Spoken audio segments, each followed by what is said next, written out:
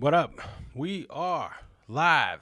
Welcome back to Rob Hunter TV. I am here to talk to you about just some discovery that I had made recently. Not a discovery, but an observation that I had made recently while listening to Michael Jackson. I was listening to some of the demos, and as I started to think about how the music sounded, I started to realize that I think Michael left Quincy a beat too soon.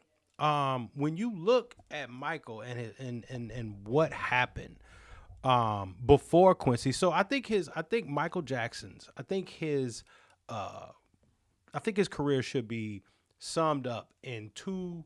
It's like Jesus. Okay, it's BC. It was a BC and AC. This need to be uh BQ and AQ. Okay, Michael Jackson before Quincy and Michael Jackson after Quincy.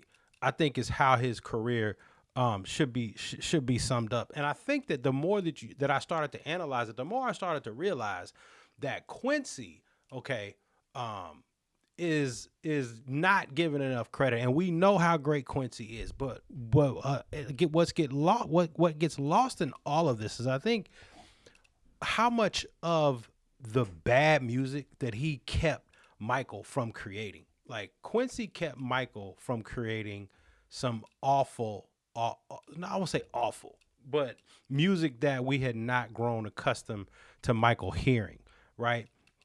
And a great example of that is when we look at Michael before Quincy. Michael, see, a lot of people think that Off the Wall was Michael's very first solo album. It was not. That was not his first attempt at a solo career. Michael Off the Wall was Michael's fifth album. He Got to Be There was the first, then Ben, then Music and Me, which I love that song. I don't, the album, and then Forever Michael, right? Forever Michael was released in 1975, 4 years before he got with Quincy Jones. And I think that the fact that most of y'all don't know that, right? Most of y'all don't know that. I think is indicative of Quincy, the magic of Quincy, right? So you didn't even know that Michael had four commercial releases before that, and then after Quincy, the magic of Michael is actually born, right? And when you look at so if you look at Forever Michael, which was Michael's fourth album, the one right before Quincy Jones, it sold 100,000 copies. 100,000. Peaked at 101 on the charts. 101. And then we got the album right before it, which is Music and Me. And that was at 92. That was released 2 years before that in 1973, right? So Music and Me came out. It peaked at 92 on the Billboard charts. And then it started to go down from there, right? Forever Michael peaked at 101. I don't even think that's the left side of the charts, right? So we think of Michael as this hit making machine. And he became that, but he needed Quincy Jones to unlock, I believe, that side of his, or to really reach the potential of what will come to know as the king of pop, right? Because he wasn't the king of really a whole lot solo. Like Michael's success, the largest parts of it came from just being in the group, right? Being in there with his brothers, but all the solo stuff was really left a lot to be desired for. And I think that when you look at Michael and you look at all the wonderful songs from that three album from the so Quincy and Michael released they released 29 commercial tracks, I believe it was. There was 9 on Off the Wall, 9 on Thriller, and then 11 on Bad. There was 11 tracks on Bad. And it was shit like Michael wanted, think about this. Michael wanted Bad to be a 3 CD set. Michael wanted Bad to be three CDs. 3. They don't need to be all that shit. Quincy kept us from that. Quincy kept us from hearing all of the triple disc Bad album set. Quincy told Michael no. So Michael wrote 66 songs and recorded 33 of those songs. And while Quincy was working on a couple other albums, Michael, y'all don't know this, Michael had 2 studio sessions going. He had an A team, he had a B team, and they worked around the clock. They literally had to bring some of those guys out on stretchers. That's how much Michael was overworking. And this was much to the chagrin of Quincy Jones. When Quincy Jones heard about this and was able to get in and start working on Bad, he totally fired the B team, right? He totally fired the B team. And justifiably so. You know, Michael's got all this creativity, but he needed Michael needed Quincy Jones. Quincy was the Merlin of this, right? Quincy helped Michael take the sword out of the stone, whereas Michael, you know, without him was left to run amok. It's like a guy who can run real fast, right? Like Usain Bolt, but Usain Bolt needed a track coach to reach all that greatness. Well, when you look at Michael Jackson, he had 4 whole albums before Quincy Jones. None of them even went gold. And so what was the difference? The difference was Quincy. The difference was when Quincy got in there with him and Rod Temperton, and they were able to actually tap in to what Michael was trying to do. And so Michael wrote a letter to himself after the Off the Wall album, you know, where he had made some declarations about him being the greatest artist. He was going to be the greatest artist in the world, and all that stuff came true. So you have to give Michael credit for the intentionality, right, of wanting to become great. But in that same space, you know, I think that everybody, I don't think there's very many artists that go in the studio with the intention of not making the best material that they can make. Oftentimes the difference is, right, the producer that's able to bring your vision to life. So Michael went in with 4 other sets of, you know, producers, 4 other opportunities to release commercial material, and he came out with first album, probably had some hype, right? Gotta Be There, which I love, song written by Stevie Wonder. 14, debuted at 14. It actually went gold, so that's wrong. This first album went gold. Second album being peaked at 5, right? And then sort of the cat got out of the bag a little bit. I believe those were probably a little bit more based on hype, if you will. So then we had 92, which was Music and Me. Music and Me peaked at 92. And then Forever Michael peaked at 101. And so you can see the effect. Obviously, Off the Wall came.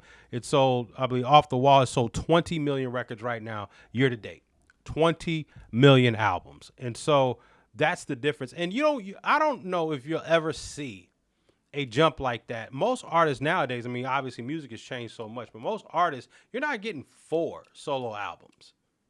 4 and 1 gold album out of the 4. You're just not getting that nowadays. But I mean, this was a different time, obviously. And then Michael was actually coming off of him and his brothers getting back together, doing a they had switched labels, right? And so when Michael left Motown, he was able to get with Epic, and then he was able to change producers, and that's how Quincy got into the fold. So all the great music that Michael made when he was a child, that was with the Corporation. And Dola Holland Dozier, like the Funk Brothers, things of that nature. And so when Michael got with Epic, when he was able to finally leave Berry Gordy and get with and hop on Epic, that's when that marriage happened. But when you think about what would Michael's career have been without Quincy, is one of the I'm glad we'll never know the answer to that question. And we did actually experience some of it right after Michael had left Quincy after Bad, which I don't understand how or why that happened. They say Michael said that, well, it was relayed to Quincy that Michael thought that Quincy had lost his mojo a little bit, citing the fact that Quincy wanted to incorporate or wanted to explore more rap options. It felt like rap was really on the rise back in 86, 87.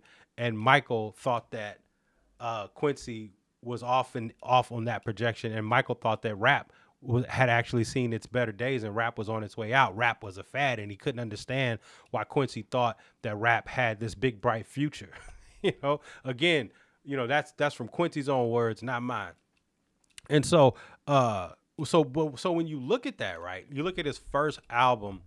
And so if we go Off the Wall, 20 million records. If we go Thriller sold 40 million, 50 million, some say 75 million.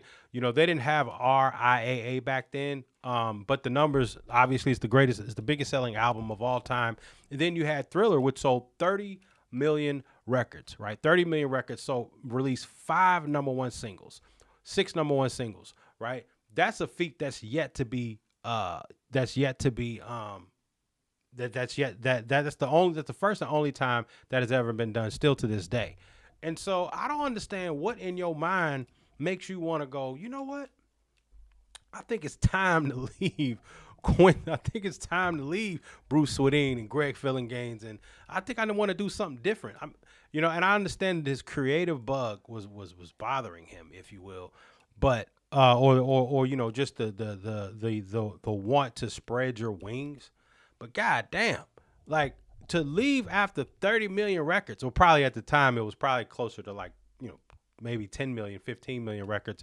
But to leave, but he did have them 5 number one singles though. He had that. He did have them 6 number one. So I can't remember if it was 5 or 6 number one singles. So if you have already set new benchmarks with this album, why would you choose to leave? Like, I don't understand that.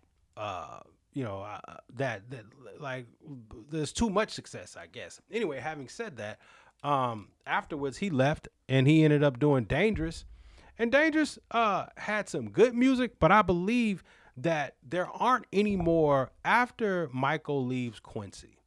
There aren't any more great albums. Dangerous is a good album. It's not a great album. And it sold a lot of records, right? Sold a lot of records. But Black and White was the first single off that album. Don't nobody play that no more. Don't nobody play Black and White. And that's when Michael was doing the big premieres, like the big premieres across all the networks. If y'all weren't around back then, when Michael dropped the video, particularly on that Dangerous album, it would be a network premiere. And it was on all the networks at the same time. It was like when the president come in, we interrupt this program to, bring you the State of the Union, and you can't get nothing else on, especially back then, because we didn't have, satellite. Back then it was just cable. So when the president came on and interrupted your programming, it was hard to find another station that didn't have it. Now you could just turn his ass off whenever you want. Well, back then, Michael's video would come on Fox, CBS, ABC, NBC, all at the same time. All at the same time. You turn it, and everybody wanted to see it. So part of the success of that album was just the phenomenon still of Michael. People still feeling the bad effect. People still feeling the Thriller effect. And it's not like Black or White was a bad song. It just wasn't a very good song. It was just okay. And he did all this CGI stuff I believe that was the first time that the CGI was in a video. He turned into a panther at the end, and the people were morphing into other people at the end, and it's black and it's white. But I have not got in my car and been like, hey, let's turn on that Black or White. Very, very few songs off the Dangerous album that we turned on. Now, there was some great songs on the album, right? If we look and we go to that playlist, we had of course the best song probably off that album is Remember the Time, right? Which was a great song. But I think the issue that happened, right? One of the issues with, maybe the biggest issue, this is what I think. I think after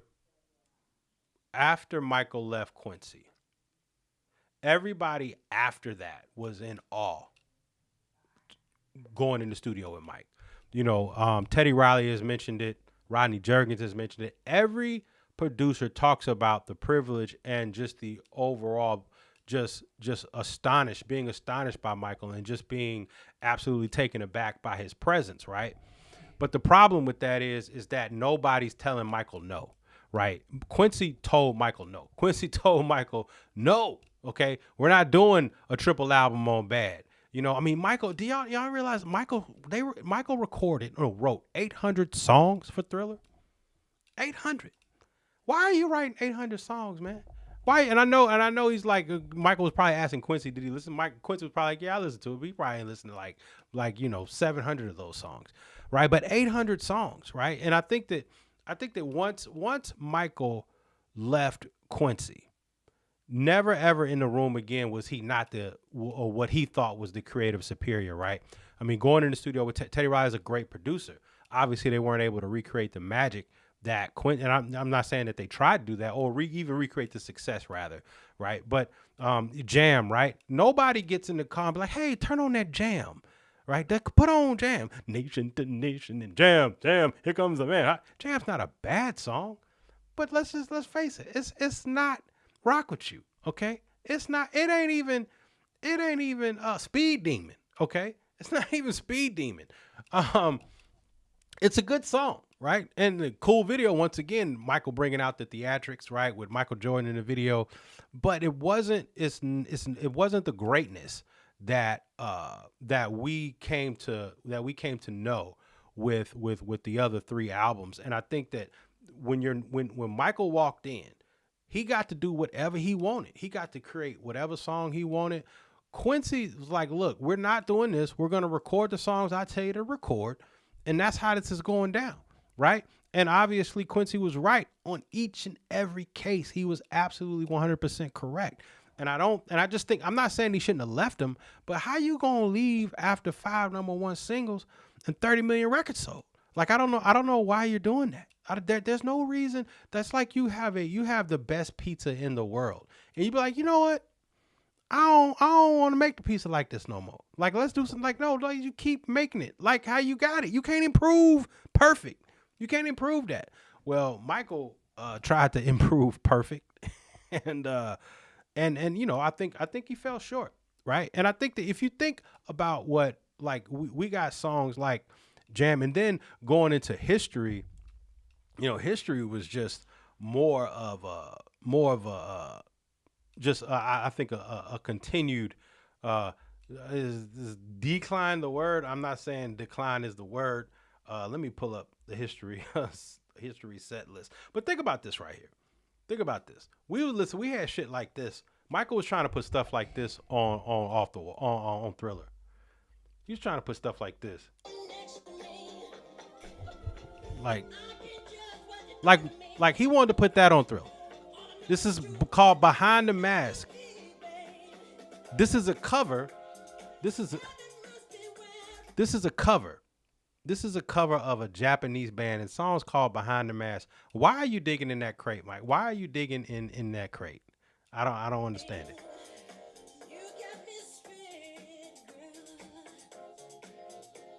What are we doing? What are we doing? I don't understand what we're doing, Mike. I don't know what we're doing.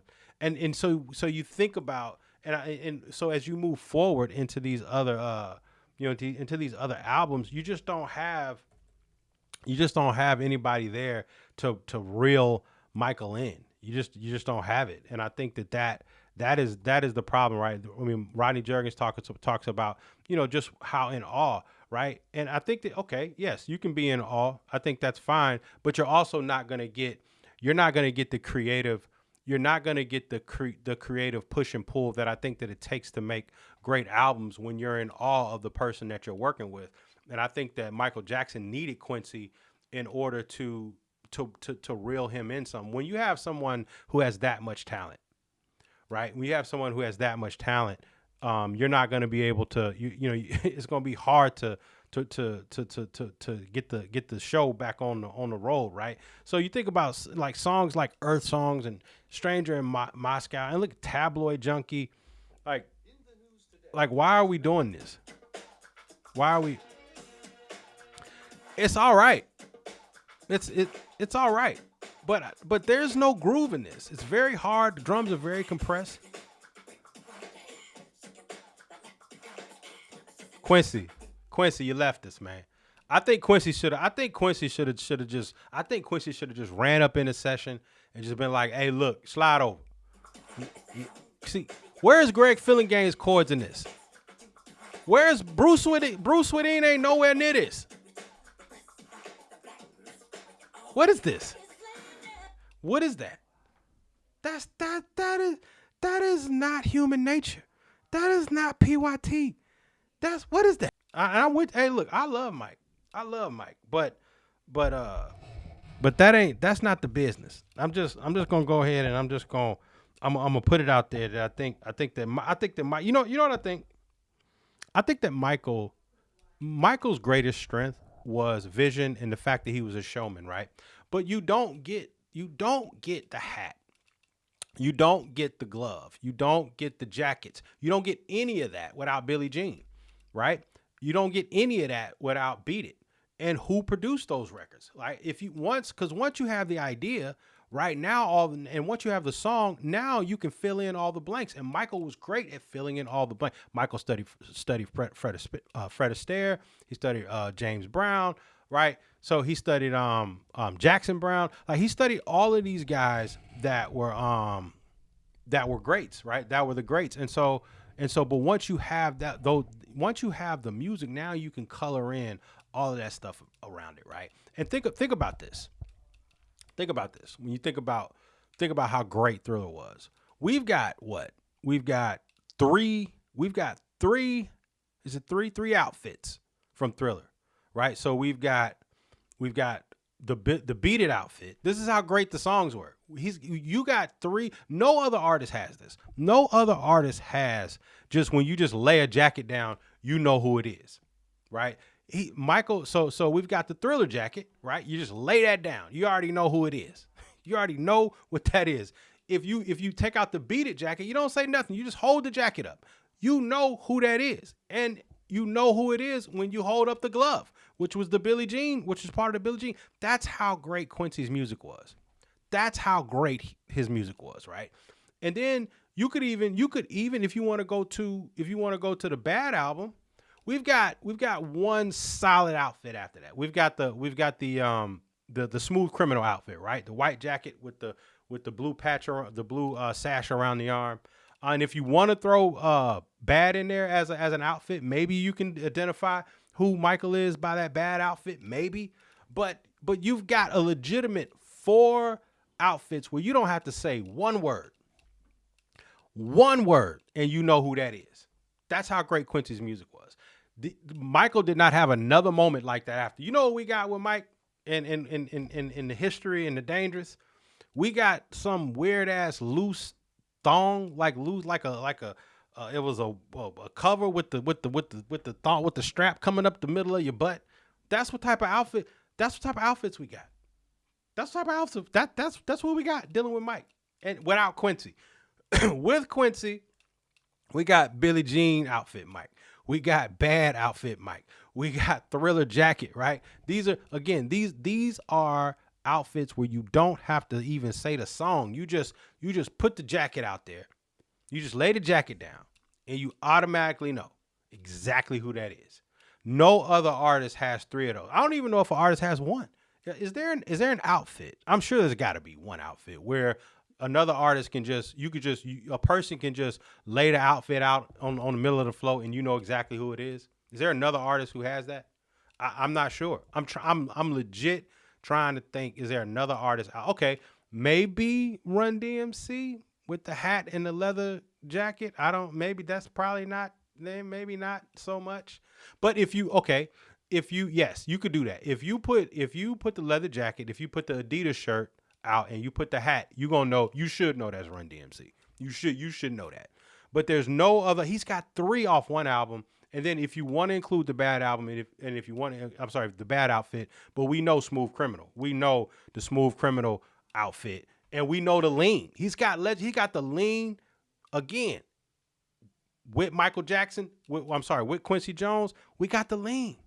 Yeah, everybody try to do that Lean and fall off. Everybody tried to do without Michael. He had a song called Abortion Junkie. No, Abortion Letter. I'm sorry. He had a song called Abortion Letter. See, and that's the type of we don't need songs like that. And let me tell you something. If Quincy was there, right? If Quincy was there, we wouldn't have had to worry about no song talk about some abortion. Quincy would have that we would have never known that song existed. We would have never known that, right? But without Quincy, you got records like Abortion Junkie. You got records like Abortion Letter and Tabloid Junkie and all of these This Time Around with Michael cussing on the song. Not taking no shit. Like why is that happening? Why is that in my world? I don't understand that. But again, I think that not when you review Michael and you review his career, taking it back to the beginning of what I said, I really believe that you have to evaluate his career again. It's like Jesus, it was before Jesus and after Jesus. Where Michael is BQAQ, before Quincy, after Quincy. That's how you have to evaluate his career, because there was some great moments after Quincy, but there were no great albums after Quincy. Dangerous, good album, not a great album. History, good album, not a great album. And Invincible, it's a good album. It is not a great album. And I know that people say Tommy Mottola and he didn't have to promote it and all that stuff. All that's true. And I like You Rock My World. I actually love that record. But that it's not none of that. You listen to that whole album all the way through. It's a good album. It was never gonna do what Thriller did. It was never gonna do what Bad did. It was never gonna do what Off the Wall did. And so, having said all of that, I think that when you look at, it's not only the music that they produced together, but it's also the music that Quincy kept all of us from hearing, and the music that he kept Michael from creating. And I think that not enough given. So when you think about all the great albums that have come out that have been produced, and great teams, and your Simon and your Garfunkels of the world, your L.A. and Baby Faces, when those teams go in, your Dallas, Austin, when those producers go in and they go and work with artists, you think about all the great music they created, but what you don't think about is all the great music, all the bad music that they kept that artist from creating. That's what you don't think about. And I think that's important when you think about Quincy Jones, when you think about him and Michael's marriage, their creative marriage. I think that you also have to realize that how much terrible music that he kept us from, right? He kept us from a triple CD. That's what Michael wanted Bad to be, a triple. He recorded 33, wrote 66 songs, recorded 33. We didn't need all that. All we needed was them tight 11. All we needed was Another Part of Me. All we needed was The Way You Make Me Feel. All we needed was Liberian Girl. All we needed was Bad. I Just Can't Stop Loving You. Man in the Mirror. That's all we needed. We didn't need 33 songs. Again, Thriller. Michael wrote 800 songs for Thriller. 800 songs. We didn't need all that. We didn't need 800 songs, man. But Quincy, again, he protected us. He protected us from all that bad music. But eventually, Michael got around to making Tabloid Junkie and some of those records that just weren't all that good, right? I mean, they were okay. Michael wasn't a great record guy, right? He was a great showman. Quincy, great record guy. And the problem is that after Michael left Quincy, he was the creative superior in every room he walked in. When he was in the room with Quincy, he was not. When he was in the room with Berry Gordy, he was not. And the day he left Quincy, he left from being, he left his creative, I would say, sensei. You know what I mean? Like Quincy had him painting the house. Quincy had him, sand the deck, and when he left, when he started working with Teddy and he started working with Rodney and some of those other guys, though they were great and they are great producers in their own right, they were not. They were in awe of Michael. And when you're in awe of the person that you're working with, sometimes that can compromise your ability to be able to give them constructive feedback, to say, no, we need to go in this direction. Quincy was the only one that was able to do that with Michael after they left Motown, in between, those three albums. And it was short lived, right? If you think about like how long they worked together, right? Bad came out. When did Bad drop? Let me look. I want to see when Bad dropped. Bad dropped that time frame. Okay, so Bad dropped August 31st, 1987. Thriller dropped in 82, and then Off the Wall in 79. Man, that's only 8 years. In 8 years, they sold over 100 million albums together. In 8 years. Do you know how fire you gotta be in that short amount of time? I mean, 8 years, they sold over 100. They changed music in 8 years. 3 albums. 8 years, 100 million albums.